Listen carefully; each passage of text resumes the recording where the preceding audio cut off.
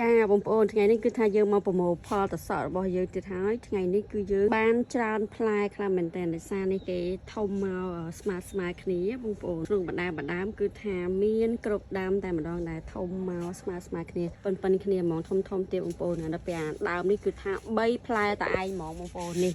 ចាគេថា3ផ្លែតែឯងចាលើនេះមួយមកក្រោមនេះ2ទៀតបងប្អូនអូវ៉ាវនេះផ្លែនោះផ្លែដល់ហើយតសក់នេះបងប្អូនផ្លែច្រើនខ្លាំងមែនតែនសម្រាប់គ្រាប់ពូជតសក់នេះគឺខ្ញុំមានលក់ណាបងប្អូនត្រូវការអាចឆាប់ចូលពេកបានក្នុងម្ដាមគឺថាផ្លែច្រើនខ្លាំងមែនតែនចាគេនៅចេញផ្កាគេនៅចេញក្តឹបហើយយើងនៅបន្តរយលំអងជារឿយចាបងប្អូនរយលំអងនេះជារៀងរាល់ថ្ងៃណាបងប្អូនព្រោះផ្កាវារីកជារៀងរាល់ថ្ងៃហើយនេះក្នុងម្ដាមគឺថាផ្លែវាចេញច្រើនខ្លាំងមែនតែនគ្រាន់តែថាវាធំតាមដំណើរតាមធម្មជាតិរបស់គេចាម្ដាមវាធំបាន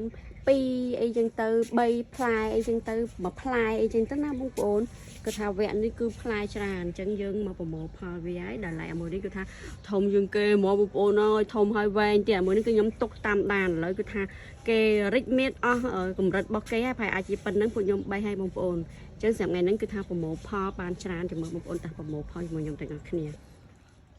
បានប៉ុន្មានទឹក23 សង់ទីម៉ែត្រអាយ23សង់ទីម៉ែត្រធំណាស់វែងណាស់បងប្អូនអើយតសក់នេះចាំមើលទៅវាធំអញ្ចឹងវែងអញ្ចឹងចង់ដឹងថាតើវាខ្ចីឬក៏វាចាស់បងប្អូនអញ្ចឹងចាំមើលយើងពុះញ៉ាំទាំងអស់គ្នាណាចាឥឡូវគឺថាយើងមកវះអាតសក់ឲ្យធំជាងគេយើងចង់ដឹងថាតើវាយ៉ាងម៉េចខាងក្នុងបងប្អូន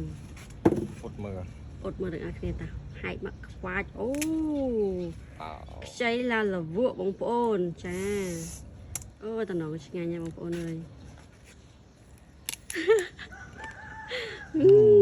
ឆ្ងុយសាក់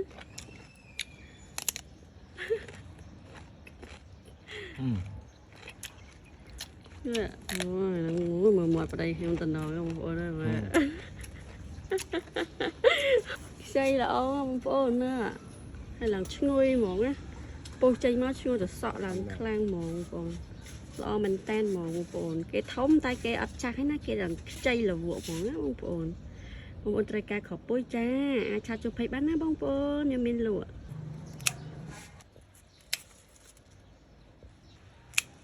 អានេះដល់ពេលយើងចាប់ថានេះចាប់ដើមធំហើយចានិយាយទៅ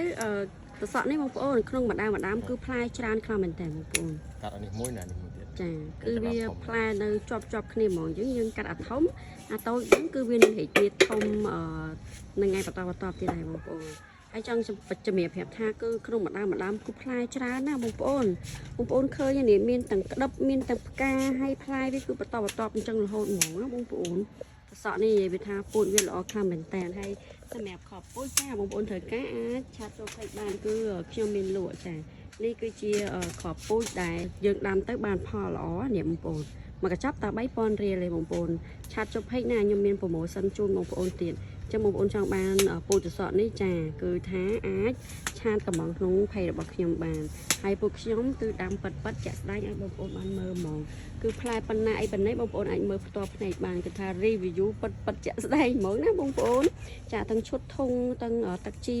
ទាំងគ្រាប់ពូជគឺខ្ញុំមានលក់បងប្អូន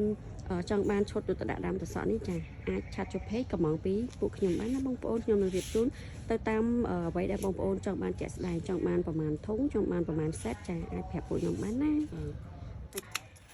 មកសក់នេះតែឆ្ងាញ់បងប្អូនសាច់វាច្រើនហើយខ្ចីហើយឈ្ងុយទៀតគេថាផ្លែនេះផ្លែដើមដៃបងប្អូនផ្លែដើមដៃនេះគឺខ្ញុំប្រមូល3ដងទាំងលើកហ្នឹងហើយផ្លែវាល្អ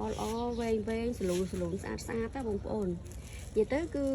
បន្លែរបស់យើងដែលដាំយកផ្លែចាព្រោះវាប្រមូលផលបានច្រើនដងអញ្ចឹងវាមានផ្លែដើមដៃផ្លែចុងដៃអីអញ្ចឹង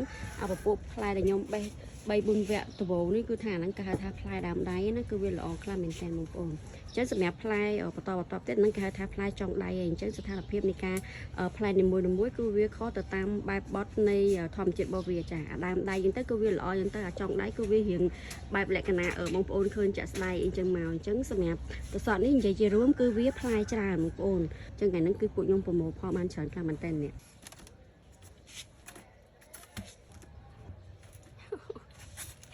ល្អខ្លាំងមែនតើច្រើន